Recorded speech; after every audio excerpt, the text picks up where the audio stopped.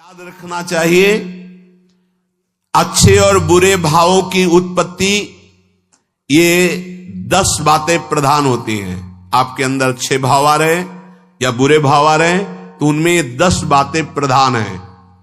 पहला, स्थान। आप कहां बैठे हैं, कहां रह रहे हैं, किस जगह खड़े हैं, आपको स्थान देख करके ही बर्ताव में उतरना है। जैसे मदिरालय है, आप वहां खड़े होंगे तो तमोगुण अपने आप बढ़ने लगेगा, आसुरी प्रवृत्ति बढ़ने लगेगी। ऐसे ऐसे जिस स्थान पर खड़े होने से, देखने से, बात करने से हमारी वृत्ति बिगड़ रही, उस स्थान का तत्काल त्याग कर देना चाहिए, वहां से हट जाना चाहिए। पहला है स्थान। जैसे सत्संग, यमुना जी का एकांतिक पावन तट, किसी लता के नीचे, किसी संत भगवान के सानिध्य में, अब हमारा ये स्थान भजन वृत्ति बढ़ाएगा। उस व्यक्ति का घर जिसके पास जाने से वासनाएं बढ़ रही, उस स्थान में जहां दृश्य देखने से हमारे अंदर गंदी बातें आ रही, पहला है स्थान। दूसरा है अन्न। बहुत बड़ा प्रभाव अन्न का होता है। अगर अधर्म के द्वारा कमाया हुआ अन्न है तो बुद्धि अधर्म में ही लगेगी। यदि भोजन पकाते समय, रसोई रांधते समय आप विकारात्मक चिंतन कर रहे हैं तो कोई भी प्रसाद पाए उसके अंदर विकार जागृत हो जाएगा।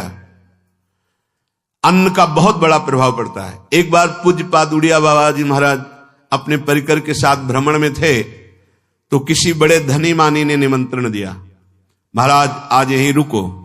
तो बाबा ने कहा हम लोग गांव के अंदर नहीं रुकते, तो बाहर कोई वृक्षों का समुदाय, जंगल जैसा, तो उसमें वहां रुके, पर भोजन उनकी तरफ से, भोजन सबने पाया। जब सुबह हुआ तो महात्मा जन, साधक जन एक दूसरे की तरफ देखे और बोले आज तो हमको बड़ा दोष हुआ, गंदा स्वप्न आया और हमारा संयम बिगड़ गया। बोले ये तो हमको भी हुआ, जितने थे सबको हुआ। उड़िया बाबा के समीप गए, बाबा ने कहा अच्छा ऐसा हुआ, ये तो अन्न दोष है, बुलाओ सन्न पवाने वाले को, फिर चलेंगे।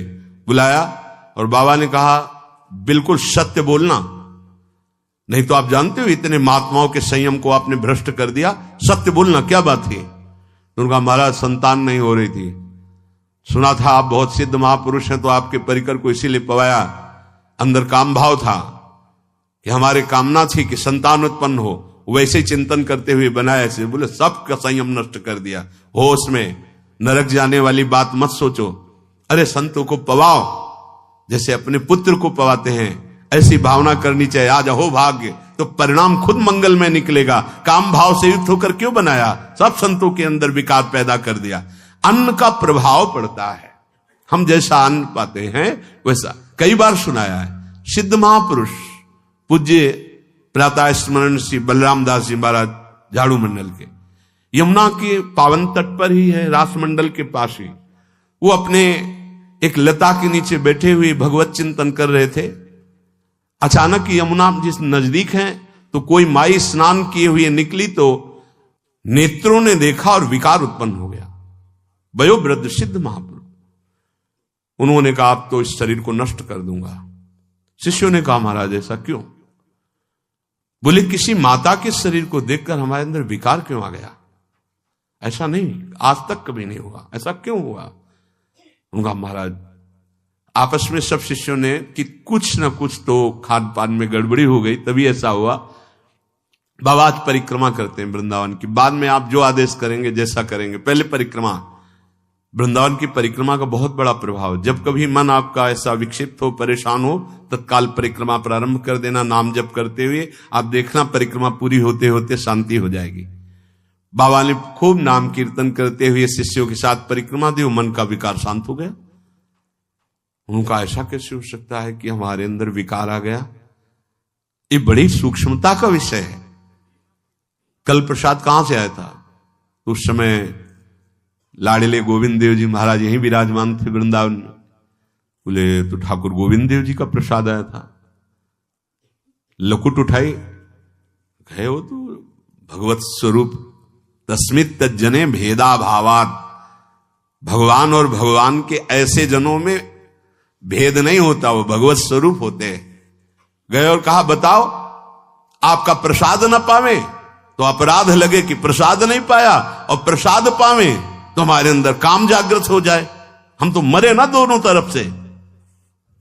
तो ठाकुर जी बात कर रहे थे, दूसरों को नहीं सुनाई दे रहा था।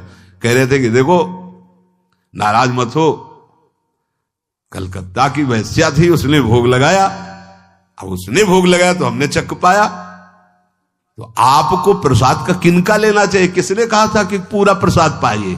जरा किनका ले लेते हो, मधुकरी पाते। हाँ ये बात आपकी मान, तो हमारा तो पूरा विश्व है, कोई भी भोग लगाएगा हम तो पाएंगे, और हमारे प्रसाद की निष्ठा आप सबके हृदय में, तो किनका लीजिए, पूरा मत पाइए। सोचिए, भगवद अर्पित प्रसाद और वृत्ति, भगवान ने आदेश किया किनका पाओ, माधुकरी मांग के खाओ।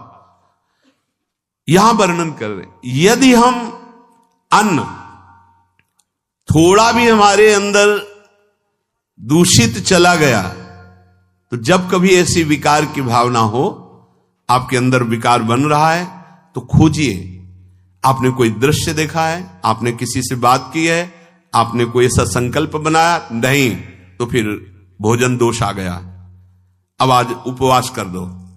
जब तक वो वृत्ति न नष्ट हो तब तक कुछ मत पाना, जल से काम चलाना, तो एक दिन एक पहर अपने आप शांत हो जाएगा। अगर बहुत विकलता हो रही तो नाम कीर्तन शुरू कर दो, भोजन मत पाना, नाम कीर्तन शुरू, बिल्कुल शांति मिल जाएगी, बिल्कुल। और ये तो उदाहरण महापुरुष इसलिए देते कि हम सावधान रहें।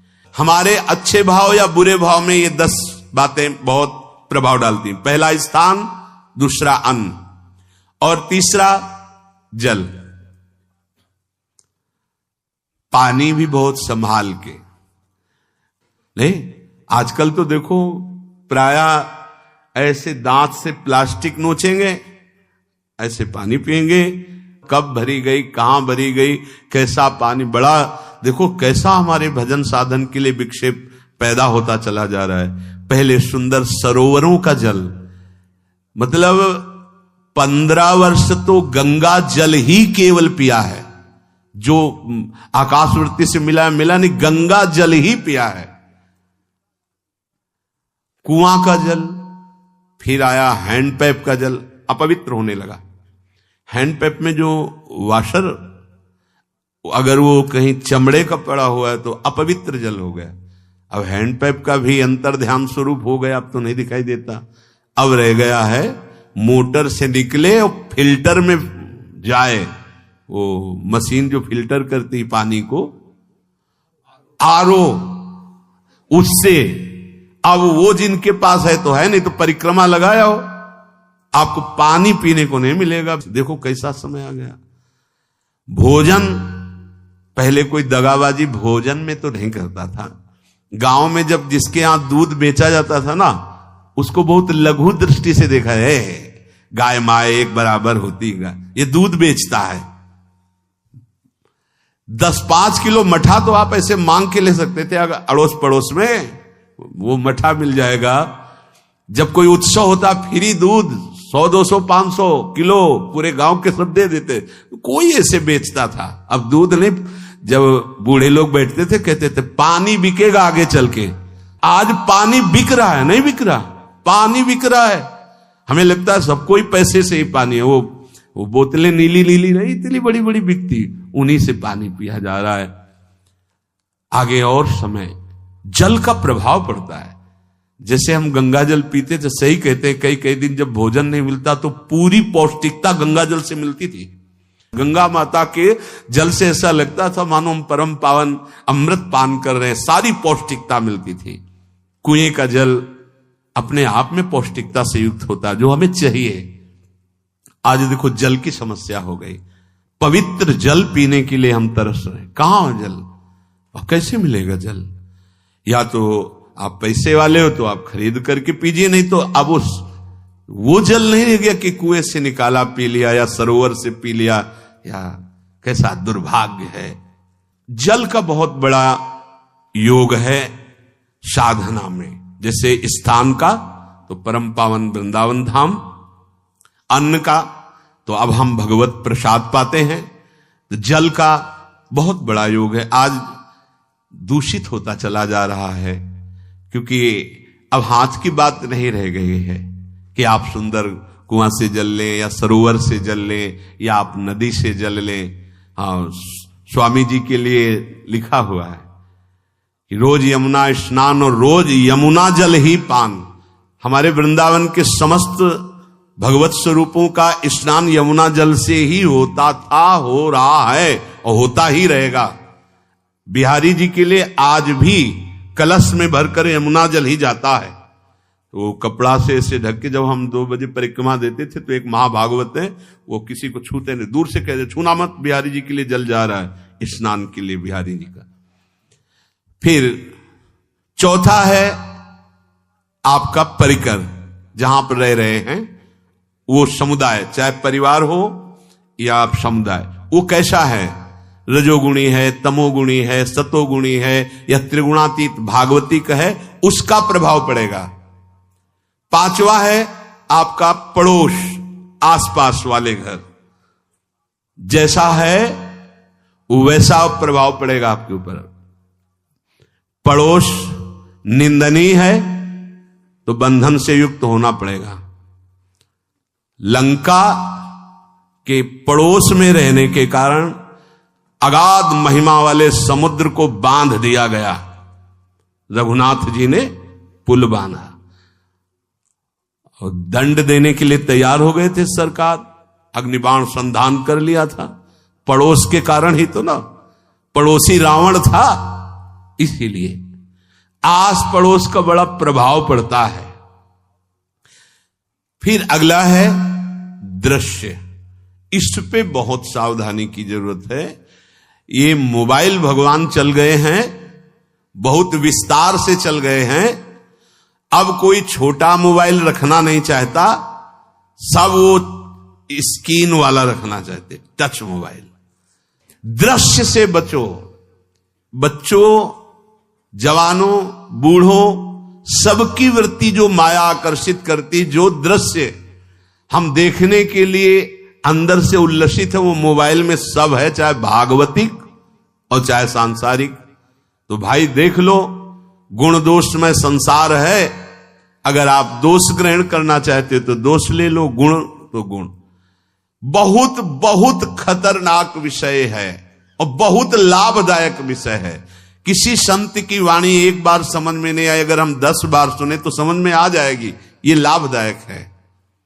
कभी कोई किसी से बात करनी, पहले जाए तो पोस्ट कार्ड चलते थे, एक कार्ड, वो 15 पैसे का इतना बड़ा वाला आता था, 25 पैसे का बंद वाला लिफाफे में आता था, नीले नीले कागज का 15 पैसे वाला कार्ड, उसमें चिट्ठी जाती थी महीनों में। कभी यहां 1 मिनट में अमेरिका से बात कर लो, कितनी बढ़िया बात हो गई। उसका दुरुपयोग ना करो। अब हमारी इतनी चंचल वृत्ति है कि दुरुपयोग करने के लिए उत्साह बढ़ जाता है। बोले अब सब काम हो गया है, अब एकांत सेवन कर रहे हैं, अंदर से सिटकिनी बंद और मोबाइल भगवान का संग शुरू। 2-4 मिनट सत्संग और अच्छे दृश्य देखे, फिर बगले में वहां सब होता है कि आप बस उसको ऑन कीजिए, फिर जो मनोरंजन शुरू होता है, फिर उपासक मिटिया मेट हो जाता है। ये बहुत सावधानी की बात कह रहे हैं। वैसे हमें लगता है यदि आप कोई बड़े कार्य वाले ना हो तो छोटा मोबाइल रखे तो अच्छा रहता है। तो इसलिए ये एक ऐसा कलयुग भगवान ने रचा है कि बचा पाना बड़ा मुश्किल है। इससे वृत्ति को बचाओ, जो बचा ले गया वो आगे साधना कर सकता है। बहुत सावधान बच्चों। हमें लगता है यदि आपका मन चंचल हो, आपके शासन में ना हो, तो स्क्रीन वाला मोबाइल अपने माता पिता को दे देना चाहिए। और हम कहते रखो, छोटा वाला रखो, कभी कोई आपत्ति विपत्ति या सूचना देनी हो, बढ़िया काम करता है। जरूरी नहीं है इतना बड़ा लेके चलना। हाँ, अगर आपको बहुत राजकीय विभाग के कार्य हैं तो बात अलग है कि कौन सी सामान कहां कैसे, तो वहां से वीडियो भेज रहा है, वो चेक कर रहा है, यस हाँ ठीक है अब चलाओ। अपने को क्या काम है? सत्संग अगर सुनना है तो सत्संग सुनने के अलग यंत्र आते हैं, चला दे उसमें, वो इतनी बड़ी लगती है उसमें चिप, पेन ड्राइव ऐसे लगा दो और सत्संग सुनो। जरूरी वो दृश्य वाला रखो। यहां कह रहे दृश्य, अगर गलत दृश्य देखा तो बावरे बन जाओगे और अच्छा दृश्य देखा तो भगवान के मार्ग के पथिक बनोगे। तो देखो, अच्छे दृश्य में भी दोष दर्शन की वृत्ति की गुंजाइश है। जैसे कोई लीला हो रही है, लीला के पात्र, जैसे हमारे ब्रजमंडल में रास लीला होती थी, ऐसे 12 वर्ष 13 वर्ष के लीला पात्र, सब नव किशोर, जहां भाव ही बने रोते रहो। अब वहां बड़े बड़े लीला पात्र हैं, अगर हमारी भावना शासन में नहीं है तो वहां हम अंग प्रत्यंग के दर्शन से हमारी हाव भाव वहां जो हो रहा है उससे हमारी वृत्तियां बिगड़ जाएं। जब छोटे छोटे लाडली लाल परस्पर खेलते हैं तो केवल आशीर्वाद देने को, रोने का मन होता है। अगर आप लीला भी देख रहे हैं तो बहुत सावधानी की जरूरत है, क्योंकि वो चिदानंद शरीर नहीं है, पांच भौतिक शरीरों, हमारी दृष्टि पंचभूत में लगी हुई है। नाम जप करो, लीला गायन करो, फिर देखो जो लीला है, यही जीवन का परम सुख मिलेगा। सच्ची मान लीजिए। बस हम बार बार ये कहते हैं, मोबाइल का सदुपयोग कीजिए, दुरुपयोग नहीं। मोबाइल बुरा नहीं, उसका प्रयोग बुरा है। दृश्य और साहित्य, वैसे ही मनोवृत्तियां फिसलने वाली हैं, और जब ये आ गया कि फिसलाने में कितना लाभ है तो हानि, ऐसा कोई साहित्य और आलोचना, ऐसी कोई वार्ता ना करे जिससे हमारे अंदर गंदे भाव आवे। यदि अच्छी चर्चा करते तो अच्छे भाव आते हैं। देखो, अभी ऐसी कोई भावुक चर्चा होने लगे तो सबका हृदय द्रवित हो जाएगा, और गंदी चर्चा हो तो हमारा हृदय विकार युक्त हो जाएगा। और कार्य, आप जो कार्य करते हैं उसका प्रभाव आपके मन के ऊपर पड़ता है। और उपासना, आप उपासना भोगों की करते हैं या योग की करते हैं, ये 10 से भाव बनते हैं और 10 से भाव बिगड़ते हैं। स्थान, अन्न, जल, परिवार, अड़ोस पड़ोस, दृश्य, साहित्य, आलोचना, आजीविका का कार्य और उपासना। यदि ये भागवतिक हुए तो आपके अंदर भगवत भाव बढ़ेगा, और यदि ये रजोगुणी तमोगुणी हुए तो आपके अंदर आसुरी भाव बढ़ेगा। इन 10 से सावधानी पूर्वक व्यवहार होना चाहिए। जैसे आस पड़ोस में है तो बड़ी सुविधा है, यहां कोई किसी से मतलब नहीं रखता, बगल वाला कौन रह रहा किसी से मतलब, ये बढ़िया है। ज्यादातर गांव में होता है। अपने यहां ये अच्छा है कि जैसे आप अपने कमरे में गए, किसी से कोई मतलब नहीं है, वैसे ऐसा ही जीवन रखना चाहिए। अड़ोस पर ये ज्यादा जो व्यवहार मित्रता बढ़ाने वाला विषय, ये धाम में नहीं है। वृंदावन में ऐसा नहीं व्यवहार रखना चाहिए। आपके पड़ोस में कौन रख रहा है आपका परिचय नहीं होना चाहिए, कौन कौन रह रहा है आपकी जानकारी नहीं होनी चाहिए। नजर नीची की, अपने कुटिया में गए, अपने ठाकुर जी से मतलब, अपने भजन से मतलब। ना पड़ोसी को कुछ देना चाहिए ना लेना चाहिए, बात समझ लेना। कि जैसे आज उत्सव है, उनको हम बुलाते हैं, वो हमारे यहां, ये व्यवहार यहां नहीं है। बनवासी हो, ठाकुर का भोग लगाया, और अगर आपको बांटना है तो बाहर निकलो, आधा किलोमीटर दूर ऐसी जगह बांटो जो तुम्हें राधे श्याम दोबारा ना बोले, फिर वो तुम्हें बुलाएगा, फिर वो बैठेगा, फिर प्रपंच की बातें होंगी, निंदा स्तुति की होंगी, फिर बड़ी संगोष्ठी होती है, पता चलता है। क्या फायदा ऐसे जीवन से? आप वनवासी हो, समय एकांत में दीजिए, अपनी कुटिया में बैठिए, नाम जप कीजिए, निकलिए, सत्संग सुनिए, ठाकुर दर्शन कीजिए, परिक्रमा कीजिए, फिर अपनी कुटिया में। ज्यादा व्यवहार में नहीं उतरना चाहिए, ये वनवास है, वृंदावनवास। सत्संग का सेवन, रजोगुण तमोगुण का त्याग, तो दुष्संग से आप बच जाएंगे। दुष्संग से बचने का मतलब है काम क्रोध मोह स्मृति भ्रंश बुद्धिनाश सर्वनाश कारणत्वात्। देवर्षि नारद जी कहते हैं, अगर दुष्संग का त्याग हो गया तो आप काम का, क्रोध का, मोह का, जो हमारी भगवत स्मृति का नाश कर देते हैं, जो हमारी बुद्धि का नाश कर देते हैं, जो हमारे सर्वनाश करने वाले हैं, इनका त्याग कर पाएंगे। कुसंग अगर हो गया तो इनका त्याग नहीं हो सकता, बहुत कठिन हो जाता है। भगवत संबंधी तत्वबोध होना या भगवत रहस्य लीला में प्रवेश पाना, जो अपनी इंद्रियों को भोगों में तृप्ति कराने की कोशिश कर रहे हैं, उनका चिंतन भोगों का ही होगा। तो कैसे तत्वबोध होगा, कैसे लीला में प्रवेश होगा, बस ध्यान देना है, कैसे हो पाएगा? क्योंकि जिस चित्त वृत्ति से भगवदाकार हमें वृत्ति करनी थी, वो तो हमने भोगों के चिंतन में लगा दी, भोग क्रियाओं में लगा दी। एक स्थिति होती है जब आपकी चित्त वृत्ति भगवदाकार हो गई है, तो व्यवहार में रहते हुए भी विषयान ग्रहणंत मुंचंत वा, खान पान उठना बैठना है, सब बाहरी क्रियाएं हो रही हैं, अंतर से वो अपने आराध्य देव में सदैव स्थित रहता है। उसका परिचय आपको जब ऐसे महापुरुष का सानिध्य मिलेगा, तो आप विषय सेवन करते हुए भी निर्विषय रहेंगे। आपके अंदर विषयों की प्रियता नहीं रह जाएगी, आपके अंदर एक प्रबल वैराग्य ऐसी धारणा बन जाएगी, कुछ नहीं, कोई भी तुम्हें प्रभावित नहीं कर सकता। यद्यपि खान पान हर्ष आदि की सब व्यवहारिक वृत्तियां हैं, पर उस महापुरुष का प्रभाव ऐसा होगा कि आपका हृदय निर्विकार हो जाएगा। और बहुत ही त्याग की सब बातें की जा रही, लेकिन हृदय भी सही है, तो संग से विषय रंग बढ़ जाएगा। ये देखा गया है। हृदय अगर निष्प्रिय है, जिसका हम संग कह रहे हैं, तो उसका परिणाम निष्प्रिय निकलेगा। व्यवहार में कुछ भी हो, निष्प्रियता ही आपकी बढ़ेगी, निर्विकारता बढ़ेगी, क्योंकि उसकी स्थिति का संग हो रहा है, उसका प्रभाव पड़ रहा है।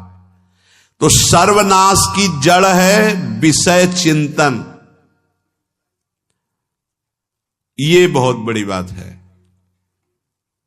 विषय चिंतन सर्वनाश की जड़ है। यहां विषय भोग नहीं कहा, क्योंकि चिंतन का परिणाम भोग है। पहले चिंतन होता है।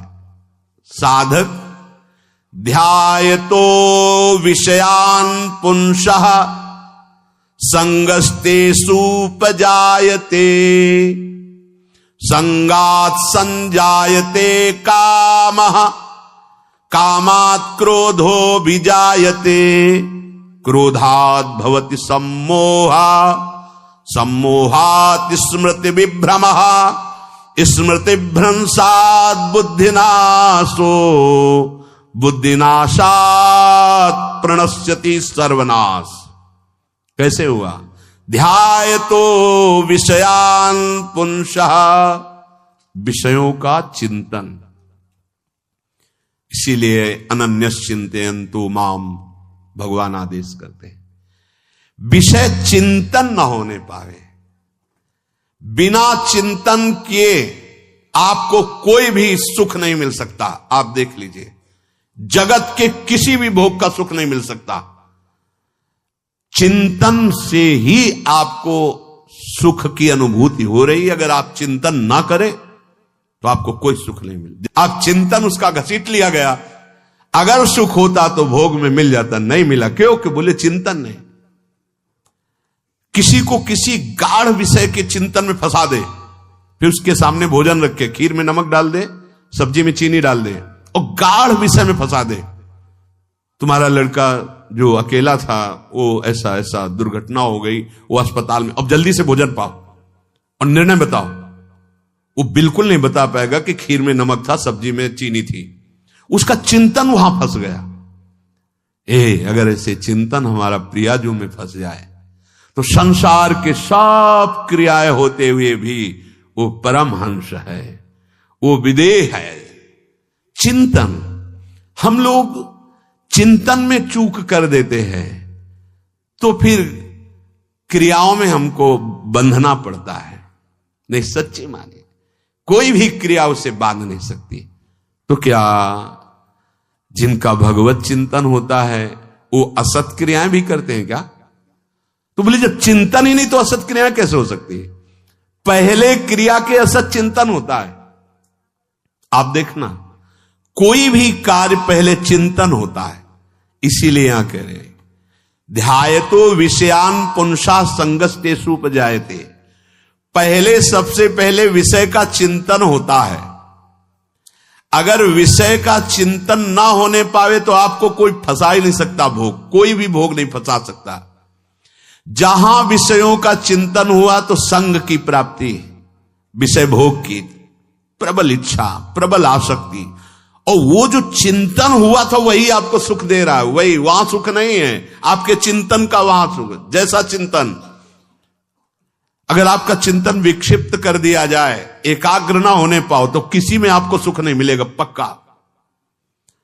अगर वही चिंतन सावई मना कृष्ण पदार विंदे हो तो कोई सुख है। गोपी जनों के पति भी हैं, पुत्र भी हैं, पूरे परिवार की सेवा करती हैं, और बड़े बड़े परमहंस उनकी चरण रज वंदना करते हैं। क्यों? क्योंकि उनका चिंतन भगवान का हो रहा है। एक भी वृत्ति शरीर चिंतन में नहीं, बलिहारी है। मुरारी पादार्पित चित्त वृत्ति। विषयों के चिंतन से विषयों में आसक्ति पैदा होती है। आसक्ति से विषय कामना की प्रबलता और क्रिया होती है, और क्रिया में बाधा पड़ने से क्रोध पैदा होता है। क्रोध से मूढ़ता छाती है, मूढ़ता से स्मृति भ्रमित हो जाती है, स्मृति भ्रंश से बुद्धिनाश होता है, और बुद्धिनाश ही सर्वनाश है। इसलिए चित्त का निरंतर अधिक समय तक सावधानी पूर्वक भगवन नाम में, भगवत लीला में, आप सब भगवत कृपा पात्र जन है, चिंतन न बिगड़ने पावे। होता क्या है कि क्रिया से तो हम सावधान है, समाज है, क्रिया से तो हम सावधान, क्योंकि समाज भी है, व्यवहार भी है सामने, लेकिन चिंतन तो कोई नहीं जान रहा ना, अंदर ही अंदर हम क्या चिंतन कर रहे हैं। तो साधक चूक कर बैठता है। देखो, बाहर चूक होगी तो उसका प्रायश्चित हो ही जाएगा, चार लोग निंदा करेंगे, पिटोगे, अपमानित होगे, प्रायश्चित। लेकिन अंदर जो हमारा गलत चिंतन हो रहा, पूरा का पूरा अंदर हृदय मलिन कर देगा। हमें उस बात का प्रायश्चित भी नहीं होगा, हमें जलन भी नहीं होगी कि हम गलत चिंतन कर रहे हैं, क्योंकि सावधान नहीं है। खास बात साधना में चिंतन संभालने की है। काम क्रोध मोह स्मृति भ्रंश बुद्धिनाश सर्वनाश कारणत्वात्, देवर्षि नारद जी कह रहे हैं।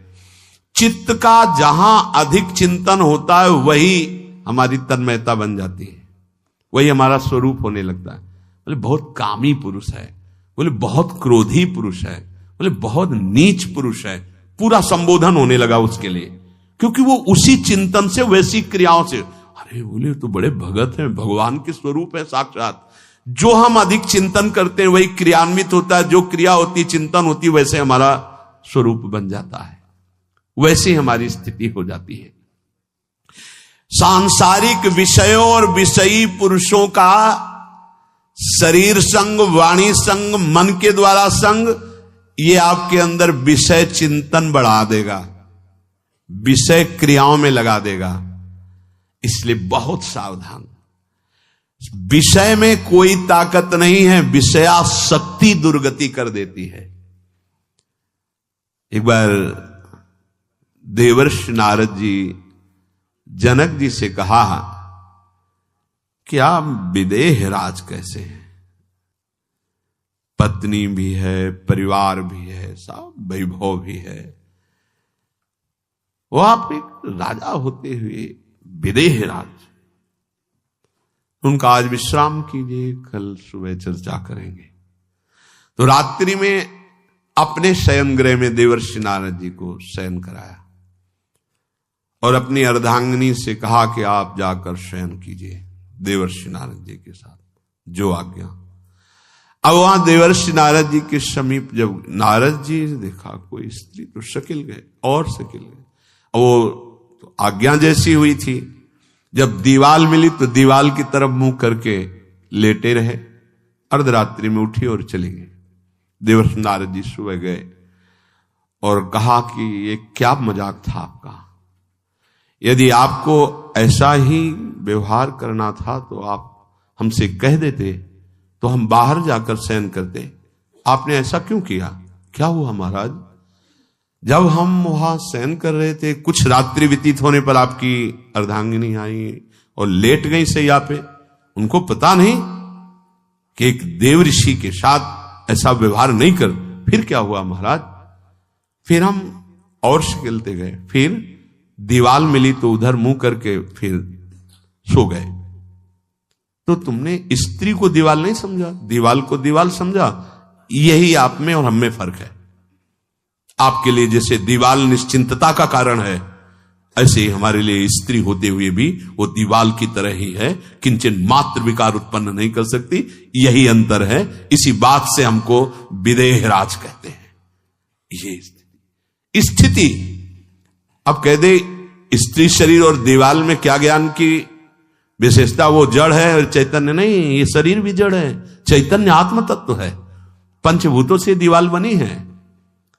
अग्नि तत्व से ईंट पकाई गई है। पृथ्वी तत्व तो है ही, पृथ्वी तत्व में जल मिलाकर उसको आकार दिया गया है। वायु तत्व ने उसे सुखाया है, अग्नि तत्व ने पकाया है, और शब्द आकाश तत्व है। 5 भूतों से वो बना, 5 भूतों से बना है। सच्चा ज्ञान ये कि इसमें और दीवाल में कोई अंतर नहीं। चैतन्य घन आत्म तत्व के कारण ये चलता फिरता नजर आता है, और वो खड़ा स्थायी जड़ दिखाई दे रहा है। इसमें भी भगवान है, उसमें भी भगवान है। इसमें भी पंचभूत है, उसमें भी पंचभूत है। नरसिंह भगवान खंबे से प्रकट हुए थे, बस केवल अज्ञान के कारण जड़ चैतन्य का भेद है। तब समझ में आया। ये जो हमारे अंदर भोगों की आसक्ति है, यही कामना प्रकट करते, यही पाप प्रकट करते, यही हृदय को मलिन कर दे। इसलिए हम अपने चिंतन को संभालें। चित्त चोर के चरणारविंद का चिंतन करें, निरंतर नाम जप करें, भगवद आश्रित रहें। प्रभु अपने भक्तों की रक्षा करते हैं, जैसे मां अपने बच्चे की। करो सदा तिनके रखवारी, जिम बालक राखे महतारी। राधा राधा राधा शेष जागे। श्री राधा वल्लभ लाल।